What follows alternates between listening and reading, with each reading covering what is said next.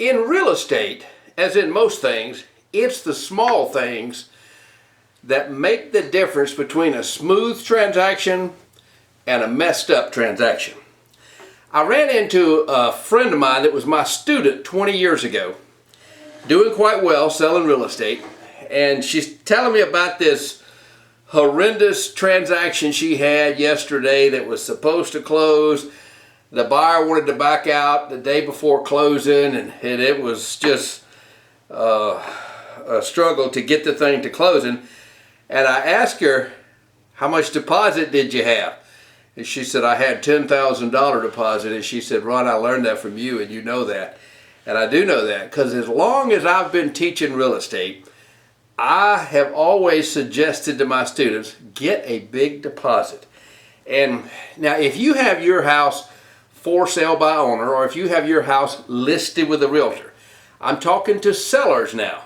I'm talking to sellers. Mr. Seller, it's your job to insist on a big deposit. You need a big deposit. Because here's the deal. Guy buys a $300,000 house. He's probably putting $60,000 down.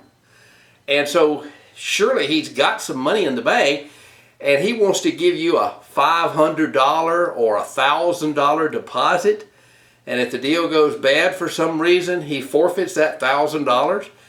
No, no, no. If the deal goes bad, you're going to want him to forfeit some money. And with a big deposit, the deal less frequently goes bad because of the buyer backing out. Now, this is a big deal. And now, if you stop and think about it, in most transactions, in most states, the seller lists the house for $300,000. The buyer comes along, looks at the house with a buyer's agent, not with the agent you listed it with, but with their agent. And they say, oh, can we put down a $1,000 deposit? He says, oh, sure, that'll be fine. Because he just wants to get it under contract. And if it does go bad, he's still got the buyers to sell another house to. But if you, Mr. Seller, spend 3 or 4 weeks tied up with this guy, and all of a sudden he backs out for whatever reason, and there's a zillion reasons why people back out, you're not going to have anything to get your furniture back from Allied Van Lines that just took it out to another city. And so you want to get a big deposit. Now, it's the listing agent's job to suggest that to the seller, but if they don't, it's the seller's job to suggest it to the listing agent. Now, why not put down a big deposit? As I said, I'm talking to sellers. I'm not talking to buyers. There's no reason not to put down a big deposit. The only reason to put down a small deposit is in the unlikely event that the buyer backs out, he forfeits that money, and it's not a big deal. You want to know that you've got enough money that it is a big deal. So, and there's a dozen reasons, oh, we're not getting any interest on the money. They're not getting any interest on the money anyway. So, put the money, now, by the way, realtors and for sale by owners are in a different situation. Let me talk a minute to Mr. Buyer. Mr. Buyer, if you're buying a house from a for sale by owner and you write that escrow earnest money check, they call it earnest money because the purpose of that money is to prove that the buyer is earnest and sincere.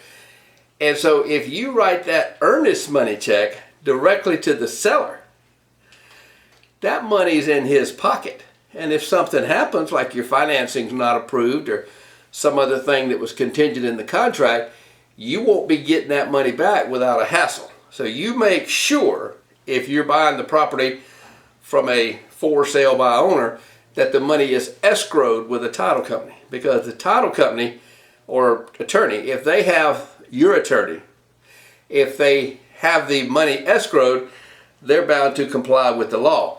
When you're buying a house from a for sale by owner, in most states, you're governed by the principle of caveat emptor, which means every man for himself, and let the buyer beware. So beware if you give a big deposit to Mr. For Sale by Owner. However, at the same time, Mr. For Sale by Owner, you need to insist on a big deposit. Just have it escrowed with whatever attorney or title company is closing that transaction.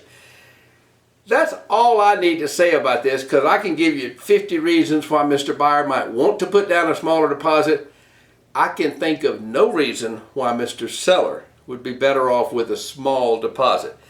If Mr. Buyer doesn't have the money, I'd rather find out now than 3 or 4 weeks from now. If he might back out because of this, that, or the other, I'd rather find out now than 3 or 4 weeks from now.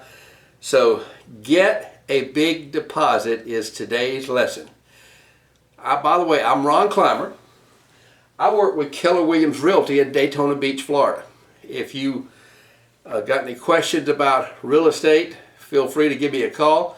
If you are anywhere in America, got questions, except for things that vary from state to state, I probably know the answer. I've been selling real estate for a long time, and it's a whole lot more fun when everybody goes to closing. So if you're in Daytona, got a house for sale, want to buy a house, call me. Let's get together. Ron Climer, see you next time.